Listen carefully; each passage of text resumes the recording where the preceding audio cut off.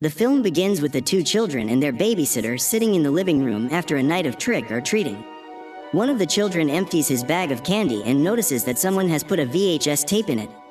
The babysitter is curious about the completely unsuspicious cassette that is in a child's candy bag and puts it in.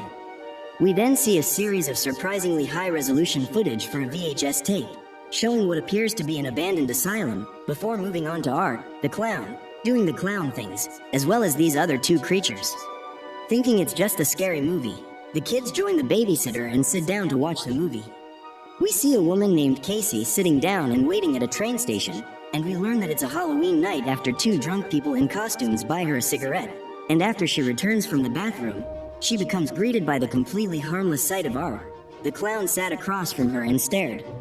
As he stares and smiles at the woman, he takes a horn out of his pocket and starts teasing Casey with it. He comes to her and hands her a flower with a bug in it, and when she tries to run away from the scary bug-wielding clown, he grabs her and injects her with something. Just as she loses consciousness, she looks up and sees him with glowing eyes and a wide demonic smile. She wakes up in the train station with cuffs still around her neck because she hears noises, and when she turns around she sees two other women who are also cuffed. They tell her that another woman had been with them before, but something came and dragged her by the chains into the darkness. And as they debate what to do to get out of this rather unfortunate predicament, Sarah is violently dragged away from the others to be carried down into the darkness as well. They reach the end of their chains and begin trying to break free. But as they do it again, someone who really looks like they could do with a scrub appears before cutting off Kristen's arm and killing her. The creature breaks Casey's chains while trying to kill her, giving her the opportunity to run away. And when she does, she ends up meeting a homeless man with a blank expression on his face. When she looks back at him, that blank look is replaced with a creepy expression. Then she wakes up again, reserved and surrounded by faceless people, a witch and a duckman. We see a pregnant woman being held in the same room as her, presumably the woman Sarah and Kristen were talking about earlier, before the smiley face from that terrible Shane Dawson movie shows up, and he's apparently so excited for the baby to be born that he can't control himself and pulls it out of her stomach like a child opening presents on Christmas Day. He fills the cup with the blood from the wound and then hands it to the literal devil to drink. Then her clothes are forcibly removed and the devil man pulls back his hood to reveal his horns and goes to impregnate this woman too, giving him the opportunity to cover himself with fetal juice. The babysitter then turns off the TV after noticing that she just watched the latest Womb Raider movie with lots of 10-year-olds. After providing the children with plenty of nightmare fuel, the babysitter decides to put them to bed. And after a fake jump scare in which children throw an egg at the window, she feels the urge to sit down and continue watching the tape. The tape begins with a woman on the phone talking about how she just moved into this new house and loves how quiet it is compared to the city. We learned that her husband is an artist and she isn't exactly a fan of his latest piece. It scares her so much that she has to hide it. Later that night, she sees a bright flashing light from her window, followed by a crash that causes the power to go out. After failing to turn the power back on and realizing there is no cell service, she hears a noise from upstairs and notices that a window is now open. She then tries to get into her car and escape. As she tries to escape, the car's engine fails to start before she sees a strange light flickering behind her. After making the wise decision to get out of there, she goes back into the house. She receives a call from her husband. Her husband tells her to call the police. After grabbing a knife to examine a sheet on the floor, she slowly waves the flashlight around the room, eventually revealing a slimy-looking alien creature. This corners her, but because she has a knife with her, she stabs her suit a few times before stumbling on the stairs and being grabbed. The alien tries to stab her in the leg with something, but she kicks him in the face and runs away.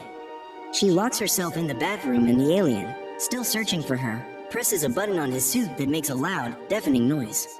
A beeping noise so terrible that it somehow causes the woman to scream and reveal her location. It kicks down the door and tries to ram a hentai tentacle into her face, but she pulls a tube out of his mask and runs at it again. She hides under the stairs as the alien creature walks around the house, waving its arms while doing some sort of dance. The phone rings and the alien runs towards the stairs before breaking down the door.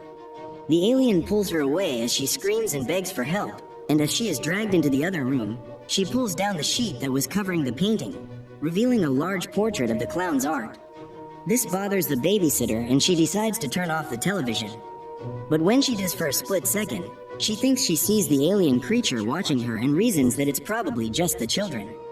But when she checks on them, they are both lying in bed and apparently haven't moved the whole time. She decides to go back downstairs to continue watching the mysterious video. The third short film begins with a woman driving down a dark street on Halloween night. She stops to get some gas, but there doesn't seem to be anyone around, until she becomes afraid of the Art the clown being thrown out of the gas station for rubbing his feces on the walls and scolded by an employee looking at the clown's face. She notices Art grabbing his bag of goodies and walking away. While the employee is filling her fuel tank and giving her instructions, a loud noise can be heard from the gas station. He goes in to investigate the disturbance, and after sitting there for a while and seeing no sign of him coming back, she decides to go in and see if she can find him.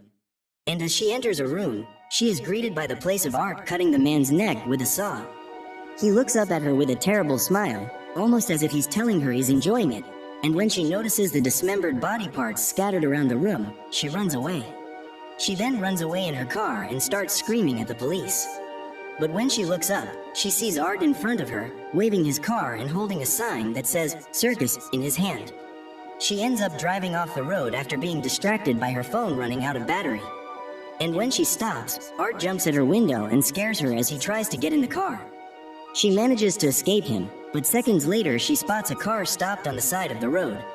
She stops to get help, but finds the driver of the car still alive, albeit with a badly mutilated face and cut off hands.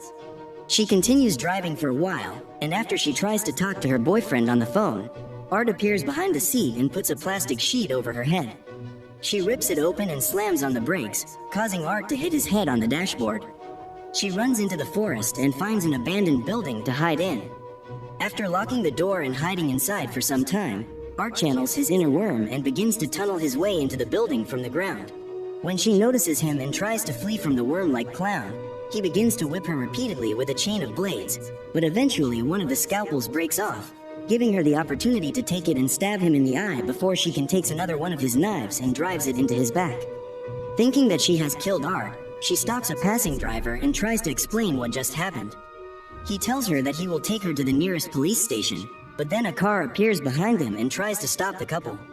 When it stops next to her car, it is covered in blood. Art pulls out a gun, and instead of hitting the brakes or driving faster, the driver stares at him before taking a bullet in the head, causing the car to crash and the woman to fall unconscious. As she turns around, she sees trays full of bloody surgical equipment and knives before turning the other way to greet them by laughing and pointing in her face. She looks down and sees hateful words etched into her skin before the camera reveals she is completely naked with her arms, legs, and breasts removed. The phone rings, and when she answers it, it is the woman's call to the police in the short film she just saw. The television turns back on and shows the clown emerging from behind a post and walking directly towards the camera. He waves directly at the babysitter and starts banging on the glass as if it were a window. The TV then displays the room she is in, but with artwork directly behind her. But when she turns around, he is nowhere to be seen. He stands up and slowly walks towards her, but she manages to remove the tape and break it just before he touches her. She hears the children screaming from upstairs, and as she runs towards them, she stops when she sees the Art at the top of the stairs covered in blood, pointing towards the children's room. He disappears after she covers her eyes, but when she makes it to the kids' room, she finds both their heads lying on the bed covered in blood and decapitated. As the credits begin to roll, we see the artist making his way to the camera in the same room as before, and then the film ends. So, that's the end of our movie. If you've come this far, make sure to give a thumbs up and subscribe my channel. See you later.